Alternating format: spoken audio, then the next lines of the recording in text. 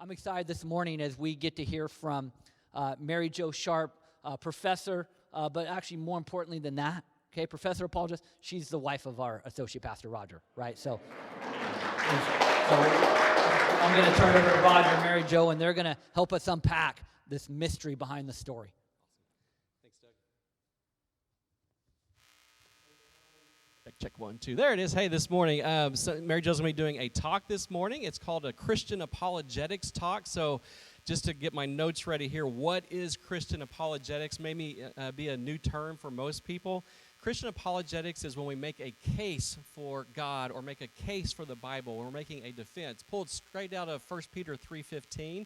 If you'll grab that and look at that sometime, 1 Peter 3:15 says that we make an apologia, an apologetic, a defense. It's an old word for lawyers making a case for the Christian faith. So that's what apologetics is. Some of the questions that are out there in academic and in academy and with the public schools and so forth, and colleges and universities. Does God exist? That's being debated out there. Is the Bible we have today trustworthy? And why? Do we have manuscript evidence that says that the Bible should be trusted? Evolution versus creationism. Aren't all religions basically the same, heading to the same God? That's debated within Christian apologetics. Who made God? That's a question that's out there as well. Isn't faith simply believing something you know to be unprovable? That's a question that's debated as well. So I'm going to be quiet and let Mary Jo do her thing. But come on up, Mary Jo Sharp, and give us your presentation this morning. You guys welcome Mary Jo.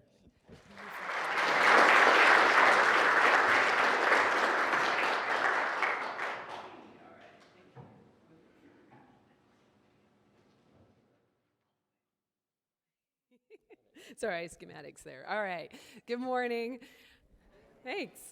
So as you heard Roger say, I'm a Christian apologist. I actually teach apologetics at the university in Houston Baptist University. And my field is a defense of the faith. And every once in a while, I come across an interesting argument against belief in Jesus as God, or against belief in God. And this is one of the ones that I come across. It's very popular in our society. It's an extremely popular argument that Jesus is a copy of earlier stories that were going around the ancient Near East at that time, including around Egypt. This argument is not actually a new argument, even though it's popular in our day. It's not a new argument. It was formalized in the 1800s. By some scholars in the 1800s. But by the mid-1900s, this argument was pretty much put down and considered a dead argument in academia. But then it saw a revamp with Joseph Campbell's The Power of Myth, which was a popular television series, I believe in the 80s. Is that right, about the 80s? So it started to get its legs again. It started to get some traction. And not only from that, but it started to get some traction because of the age of the internet, where if you put something on the internet, then it's got to be true, right? So I'm going to lead into this argument by showing you who's promoting it and where they're getting it from. Indeed. So is it just a massive coincidence? Well, early on in my ministry, this was one of the, I have a blog that I put up called Confident Christianity, and this argument was one of the ways that people were most frequently getting to my blog. They were typing in Jesus and Horus, or Jesus and Osiris, or Jesus and Mithras. So I've seen this argument all over the internet. It's very popular in colleges. College-age students like to share this with each other. And then as you saw, the Zeitgeist, the movie, I showed you a little clip of it. It's an internet film by Peter Joseph that takes like 24, well, actually I think he does about 12 characteristics, these mythic hero characteristics, and then he shows you how you can find them in every single story across the world. That movie has over 37 million hits in its various forms, so it's very influential. In fact, I've had people tell me that they started to lose their faith after having seen Zeitgeist on the internet. And then you see it has star power. This argument has star power, celebrity backing. Bill Maher went on The View and said that the story of Jesus is an exact copy of Horus. So we're actually going to look at that today and see how exact the copy is. But these are the kinds of things that are being said in our society. And so people are beginning to say things like, well, most people don't believe in most of the gods. I just go one God further, right? Because they're all the same thing anyway. So you hear that from guys like Oxford biologist Richard Dawkins. And this has been very influential. Now, the importance of dealing with this argument is that what it's implying is that Jesus never existed, right? Jesus is like Thor or Zeus or something like that, right? He's a fable. And so if Jesus is a fable, then we don't have a reason to follow him, right? We don't have a reason to believe in him. Right? If Jesus didn't really rise from the dead, then we have no resurrection, then there's no reason to be Christian. And it's interesting to note that none of these guys who talk about this handles what Paul said in 1 Corinthians 15, where Paul, in this great chapter on resurrection in 1 Corinthians 15, he actually acknowledges that. Paul, in dealing with the argument that there's no resurrection of the dead, so apparently some of his own followers were following along the Sadducees' argument that there's no resurrection, and he said, but if there's no resurrection, then not even Christ has been raised. And in verse 14, it says, and if Christ hasn't raised, then your preaching is in vain and your faith is useless. He didn't say believe in spite of that. He said your faith is in vain if we have no resurrected Savior. That's the great evangelist, the Apostle Paul. And then in verse 15, he goes on further, a further indictment. And he says, and you're giving false testimony about God. Right? You're breaking one of the 10 commandments, not to give false testimony. So here, Paul, the trained Pharisee, is saying you're doing the worst things possible by proclaiming Jesus as the risen Lord, if in fact it's not true. Right? So it's not foreign to us that this either needs to be a truth, that Jesus needs to have actually risen from the dead, or that we need to not be following him. And Peter acknowledges this as well in 2 Peter 1:16. He says, for we did not follow cleverly devised myths. That Greek term, mythos, the stories of the gods, the fables. We did not follow cleverly devised myths when we made known to you the power and coming of our Lord Jesus, but we were eyewitnesses of his majesty. So Peter's giving you that I was actually there. I saw this. That's his claim. But you see, if Jesus can be relegated to simply a nice fable or myth, then his salvific work is demolished, right? There's no resurrection, no salvation, no redemption, and no forgiveness of sins. And therein lies the importance of handling this claim. So that's what we're going to do. I did want to show you some responses when we advertised this. I know it's going to be hard for you to see, so I'm going to read some of them. This is the advertisement for this event that I was going to be speaking here today. And the responses we got were like, when we said, is Jesus a copy of pagan myth? People put, yes, it is. It's a bunch of bull, and I had to cover up the bad part. A bunch of bull, I know that much. It's a copy of Horace, right? Somebody's been influenced by Bill Maher. Is there any, somebody just said, is there any end to the superfluous questions that we ask to get clickbait? Yes, the Bible is plagiarized. Next question. That was just advertising this event. So it's a very prominent argument in our society. All right. So we're going to handle it today by taking 3 actions, and that is to get the whole story, to take these claimed parallels head to head, so that Jesus' story is a copy of these others. We're going to take those parallels that they're saying are in there that you saw on Zeitgeist. We're going to put them head to head and see how parallel they really are. And then remember to set everything in context. Okay. So let's get on to doing that. All right, so action number 1 is to get the whole story. We should actually read the stories, right? So it seems simple, and I sometimes I giggle because it just seems so basic. Why listen to Peter Joseph tell you what the stories are? Go read them for yourself and find out in the Egyptian Book of the Dead what the story of Horus is. What is the story of Osiris? Go to the primary sources for yourself to see what those are saying, rather than listening to a scholar who came up with 24 traits that he thinks he's going to find in every religion and then tries to shove every religion into the mythic hero archetype, which is what we're seeing happen over and over. But go and read the stories. You see, there's a major problem that arises when we read the stories for ourselves, and that's that the stories are nothing alike. They're not the same. They're vastly different. They're so different that there's even basic differences like the attention to historical detail. And we'll look at that real briefly. because there's so much that I want to do with this that we're going to try to keep it a little bit shorter today. But just in the attention to historical detail, let's go forward to the 2 slides. So I took, these are some books that you can read on this matter.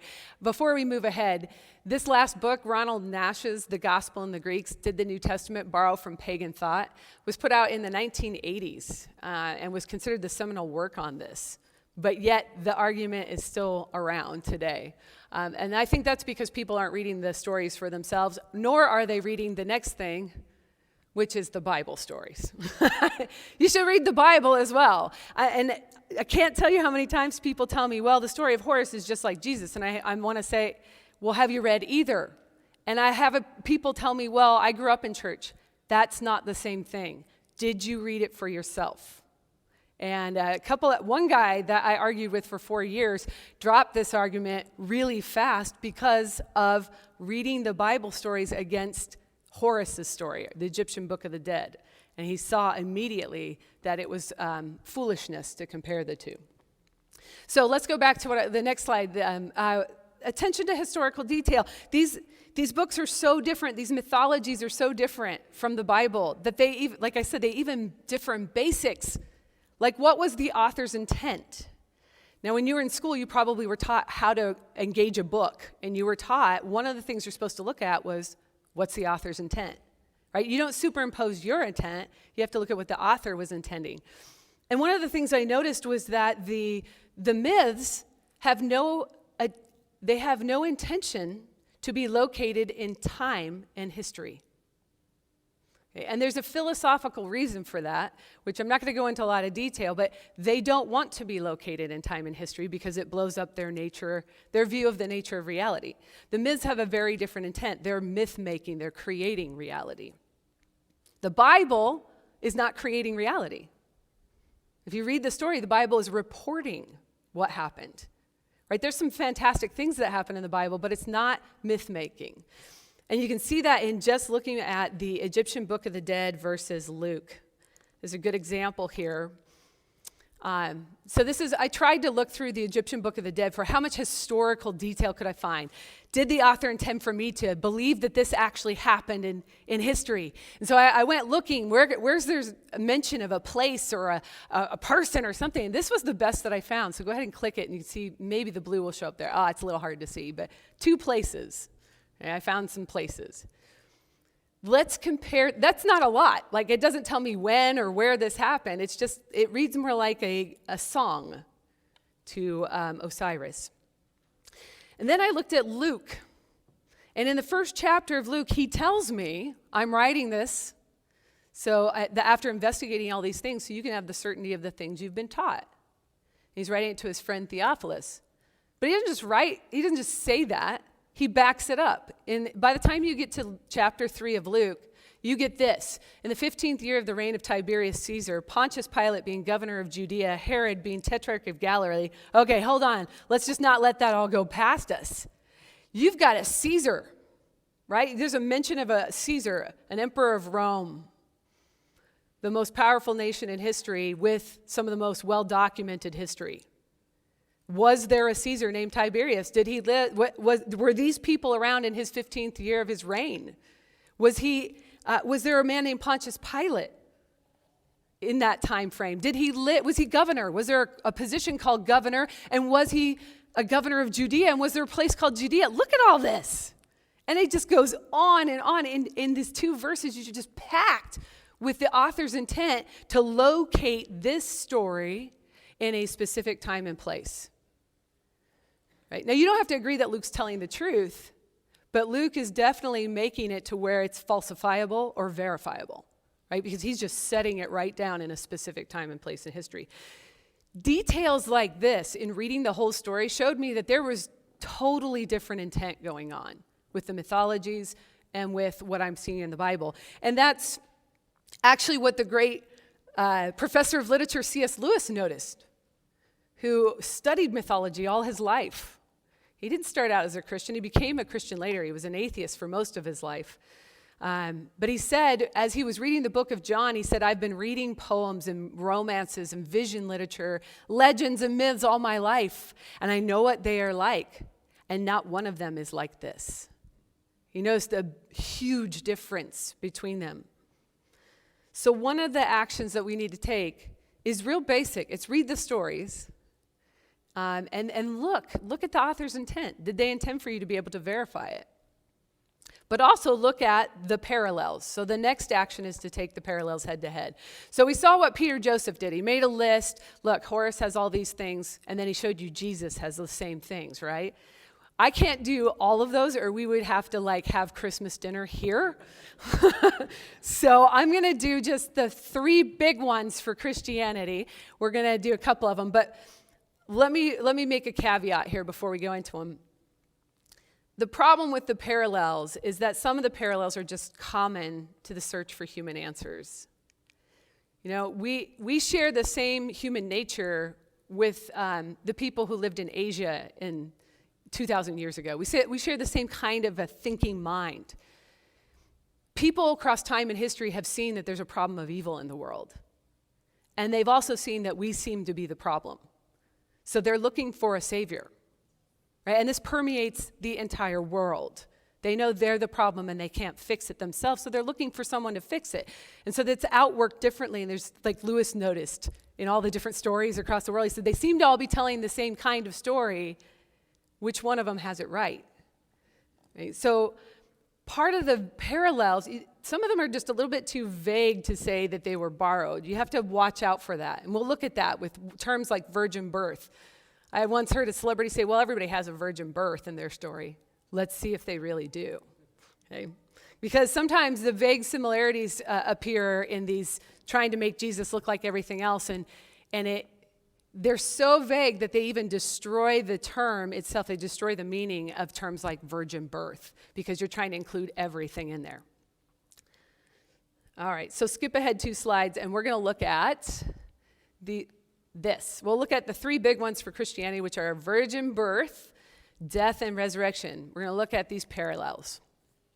Are they really parallel in these other stories? And I love doing virgin birth at this time of year because it's Christmas. So about this time of year, the History Channel and everybody loves to trot out this argument because Jesus has a virgin birth. So let's see if they're really parallel. I'm also going to stick to the 3 gods that most frequently get compared to Jesus because there are so many gods. So my recommendation is if anybody ever says this to you, like, well, Jesus is a copy of Horus, just focus down on Horus. Don't try to read all mythologies because it's a huge undertaking. Okay, so let's look at this virgin births. Everybody's got a virgin birth, right? Okay, first of all, Horus comes from Egypt, and Egyptian dynasties have different stories over their history. So sometimes Horus is not just the son of Isis and Osiris. Sometimes Horus becomes the Most High God, and sometimes he's not. Sometimes he's the son. So his story actually changes. He becomes a different god throughout different Egyptian dynasties. So we got different stories with Horus. So one story is that his goddess mother and his god father had intercourse in their goddess mother's womb while they were still fetuses. You're thinking at this moment, that is definitely the story of Jesus. Right? That's what's going through your mind. Yeah, totally. You heard it in Luke 2, right? As the pastor read that? Yeah. So 2 gods came together as fetus gods in their goddess mother's womb and had intercourse, and that's just like Jesus.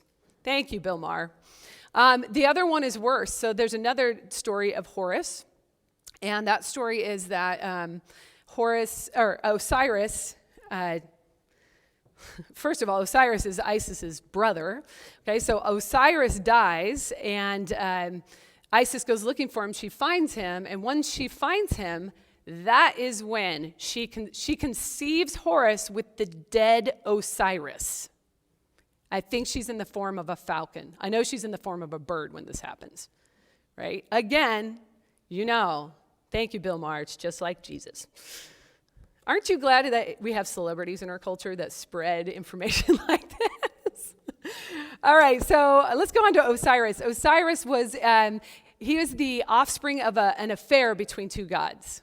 So there's an affair going on between a goddess and a god, and that's how he is conceived. And actually, his conception, because there is an affair, there's her husband gets outraged, and there's an explanation for how many days we have in the year because of how he's going to try to keep her from conceiving, and then how she ends up conceiving. So there's actually her story is to explain, and Osiris's birth is to explain the number of days in the calendar year. Right? This is very different, isn't it? And then Mithras. He will be my favorite comparison. As you saw Stephen Fry on the BBC show, that show was called Mary Mithras, where he was saying that the story of Mithras was an exact copy of Jesus, basically, and he was giving you all those things. The problem is Mithras is a Roman god from the 2nd century AD. That's a problem, because Jesus was already around by that time. Also, Mithras was born out of a rock. He jumps out of a rock because he's coming out of the underworld. He's already God in the underworld, and he jumps out of this rock on the banks of a river next to the sacred fig tree. And he actually has a torch in one hand because he's walking through the underworld to come up to our world. And he's got a dagger in the other hand because he engages in battle to subdue the earth after he comes out of that rock. Virgin born, right? That's what you think of with a virgin birth. Then we got Jesus, and that's actually, as you look out at these other stories across time and history, you find stories of people saying everybody's got a virgin birth, but you find that the mothers actually had like 6 kids before, like Krishna or something like that. You find that there's no virgin birth until you get to Jesus. And he's actually a human baby. He's born as a human baby by a human female who had never had intercourse with a human male. Virgin birth. Now, are you seeing what I mean by you start destroying the term virgin birth if you just use vague similarities and say they're all the same thing, right? Well, then it has no meaning. Let's look at their deaths. Horus, so everybody's got the same story, right? Everybody's crucified. Well, actually, Horus dies by a scorpion sting. So Set, his dad's rival, turns into a scorpion and poisons him and stings him. Or Horus never dies. But Horus engages in a great battle with Set, and Set turns into a wild boar, and when Horus looks at him, he burns out his eye. And that actually explains, you probably you have some idea of that story because you've seen the Egyptian eye of Horus, which is in a lot of their art, right? That's his sacrifice. Horus's great sacrifice burns out his eye. So in one story, Horus doesn't even die, which does not match Jesus. All right, Osiris has one of the best stories of all time. His brother Set, at a party of the gods, so the gods all got together and had a party. It's pretty cool. And they're playing this game called Who Fits in the Coffin. The gods are playing, I don't fit in the coffin. Now, Osiris knows that Set hates him. But he's just going to play along anyway. Okay, everybody's jumping into the sarcophagus. Well, I'm going to get in there too, right? So as soon as he gets in there, Set closes it up, solders it shut, and throws him in the Nile. And he either drowns in there or he suffocates, we're not sure. But the Egyptians use it as the reason that the Nile overflows its banks every year. He's also later chopped up into 14 pieces. And Isis goes and tries to find him. That explains, by the way, the 14 pieces explains why Osiris is worshipped all over Egypt. There's different temples everywhere. Well, that's where Isis found a piece of him. So she puts him back together. She can't find one of his parts. I'm not comfortable telling you which part it was that she couldn't find. But Plutarch, who's writing in the 2nd century on the mysteries of Isis and Osiris, and he gives us the most full detailed account of the mysteries, says that since she couldn't find it, they made a model of it, consecrated it, and to this day in the 2nd century, they're having a festival celebrating it. I mean, you guys, we have that festival too, right? The Christians, we do that. I mean, of course. It's kind of silly. Thank you for allowing me to make some fun of these because it's just insane. And then there's Mithras. I told you he's my favorite. He doesn't die. Whoops. Wait, what do Christians wear around their neck? The cross where Jesus died. And so Stephen Fry goes on the BBC and says, hey, Mithras and Jesus are exactly the same. I kind of missed the point, right? Mithras doesn't die.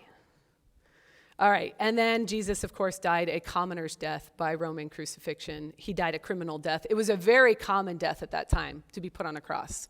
So it's not really super fantastic the way that he dies. It's actually very, very common. And if you look at all the myths, they are quite fantastic, like Horus's eye burning out, the party of the gods, all this sort of stuff. And they got Jesus, and he's just put on a cross like a criminal, like a regular human, and he dies. All right, so the resurrection, and this is our last set of parallels. So resurrection, Horus is brought back to life when his mom goes to the Most High God and says, hey, you need to teach me spells to bring my son back to life. So Isis goes and gets those spells, and she revives her son through incantation and magic. And as a result, Isis becomes the protector of all children. That's one story. The other story is that Horus's eye sacrifice, remember he burned out his eye, brings his dad back to life in the land of the dead. Whatever life in the land of the dead means, that's what happens. Okay, Osiris is pieced back together and revived by incantation and magic of several gods. And where he's brought back to life is in the land of the dead, where he remains for the rest of his life, and where all his followers want to be. They want to die and go be with him in the land of the dead. But then there's Mithras. If you don't die, you can't resurrect. Yay! This is how very incredulous this argument is. This is how very, it smells of credulity. It's problematic. It seems to be an easy believism. Like you're not really putting the time into investigating these. And then you got Jesus, and of course Jesus predicted his death and resurrection. He raises himself from the dead to a redeemed physical body, a firstborn of the resurrection. This is unique in Christianity. Jesus is the model of the resurrection. He's showing us what will happen in the second coming, that everybody will rise from the dead and they'll be rising to a new physical body. This is unique to the Christian story. And he was also seen by his disciples. He was seen by over 500 people at one time. In fact, this is such powerful evidence that people try to explain it away. There's theories that 500 at one time was a hallucination, a mass hallucination or something like that, of which we have no recorded in medical history. There's no such thing as mass hallucinations. So interesting explanations trying to explain away what happened back then. Okay, so Jesus has got a unique story. The parallels are not that parallel, and you can keep going. If you want to go out into Thor and Zeus and all these other guys, you can keep going, and Loki, and you can just keep comparing them, and you'll find that you don't find the same story. So take the parallels head to head, and you'll find they're not the same. All right, and then finally, action 3 is set everything in context. You need to set it back into its history, set it back into what did it mean philosophically, and what did it mean theologically? So for the people who received this stuff, what did they think it meant to them? One of the problems we have with this argument is people take it out of its first century milieu, out of its culture, and then they just superimpose 21st century thinking on it, right? Well, that's not going to work because these things were written back in the first century. Right? So you have to, what did it mean to the people who were hearing it? Scholar N.T. Wright argues in The Resurrection of the Son of God that the term resurrection meant something different to the pagan than it did to the Jew or Christian. And this makes sense in light of Paul's encounter with the Greek philosophers that we see in Acts 17. So we're going to look at that. So Paul, in Acts 17, he's in Athens, and Luke's reporting what Paul's doing there. And he says, Paul encountered some of the Epicurean and Stoic philosophers. Let's hang on right there. Epicurean and Stoic, they're philosophers. They know the stories of the gods, guys. That's their field. Does God exist? What is he like? Who is he? Or are there multiple gods? They're trying to work these things out. Remember Aristotle, Socrates, Plato, they're trying to work through all of this. So Epicurean and Stoic philosophers are trained in all of this. They know the stories of the gods, and they think on these matters. Some of them said, when Paul's talking to them, some of them said, "What does this babbler wish to say?" And others said, "He seems to be a preacher of foreign divinities," because he was preaching Jesus and the resurrection. Right? They're not saying, "Oh, we know that God. We know that you're just talking about the Egyptian god Horus." Right? We do trade with those Egyptians. That's that guy. They're not saying, "Oh, that's Osiris' story. Oh, wait, that's, I don't know that they would have said Mithras because he's later, but they're saying, this is odd. What are you presenting to us?" Right? So they take him to the wise council of Athens, the Areopagus, this group of men who make determinations on things. And they said, "May we know what this new teaching is that you're bringing? This is different. This is not like what we've heard before. Right? For you bring some strange things to our ears, and we wish to know what these things mean." So we got to set these things back in context. You see, the pagan philosophy was that they wanted to die and be released from the flesh, and they wanted to go be in the spiritual realm with the gods. That was their goal. And then Christianity comes along and says, well, actually, you're going to die, and there's a resurrection, you're going to come back to physical life, and God's going to redeem the heavens and the earth, and he's going to create new. He's going to renew everything and redeem it because it was good when he made it, right? That's different philosophy. That's different theology. And one of my main problems with this argument is that if the Christians were ripping off the Egyptians and the Romans, they missed everything. Like, they messed up the basics. They didn't even get resurrection right. They didn't even get, like, what this means for you right. In fact, if we go back to 1 Corinthians 15, Paul is saying, if there is no resurrection, not only are you giving false testimony, not only should you not believe because your faith is useless, but he says, eat, drink, and be merry, for tomorrow you die. He quotes the pagan philosophers. Just go back through 1 Corinthians 15, you'll see him saying that. Like, that's their philosophy.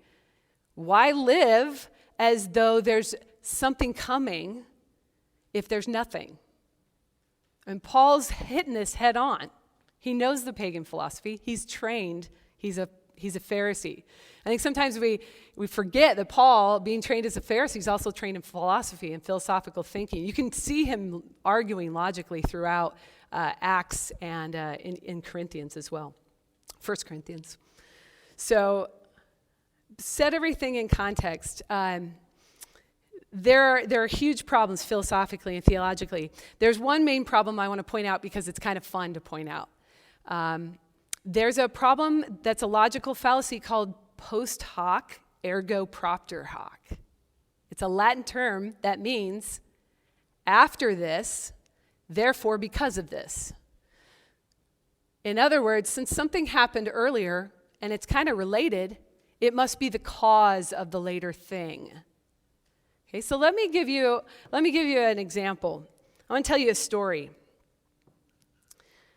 So just go to the blank screen. Yeah, leave it there. All right, so let me tell you a story. And I want you, when I get to the end of my story, I want you to tell me what story this is. What am I talking about? So there was a large cruise ship. It was the largest of its day. And when this ship was built, it was called Unsinkable. It was capable of high speeds over 20 knots. And despite having thousands of passengers on board, despite being able to carry thousands of passengers, the ship only carried the legal minimum number of lifeboats. Its designer was certain that nothing could sink it, so extra lifeboats were utterly unnecessary. This luxury liner left to sail the Atlantic in mid-April. It struck an iceberg on its starboard side in the North Atlantic, 400 nautical miles from Newfoundland, killing over half the more than 2,000 passengers on board. What is this the story of? Go ahead and click it. The Titanic. Actually, it's not. I was telling you the story of the Titan, the wreck of the Titan, which was written 14 years before the Titanic. But the parallels are uncanny. They are exactly what I told you. The Titan went down in almost the exact same location. Its creators called it unsinkable. It had the same problems as the Titanic. I mean, everything about it mirrors the Titanic. They were going at the same speed. It went down in the same location. The same number of people died. It hit the iceberg on the same side. Should we conclude, therefore, that the Titanic never happened and it's a copy of the Titan? No. Why not? There's archaeological evidence. We have evidences beyond just the stories that came to us. There are more arguments that show us that these are the things that really happened. And that's the problem with this copycat argument, is it assumes that just because there's stories that are earlier, that Christians ripped them off and made something completely new, right? But as we've seen in history, sometimes the truth is just that weird, right? It's just that weird.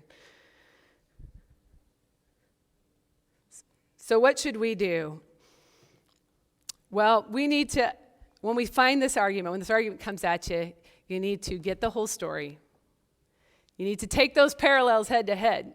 Like, so Bill Maher, how is Horace's story the same as Jesus, right? Or vice versa. And then we need to set everything in context. Because if the Christians were borrowing from these stories, they missed almost everything.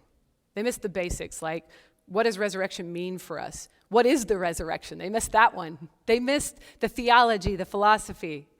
They missed the basic stories. They made it historical rather than mythological.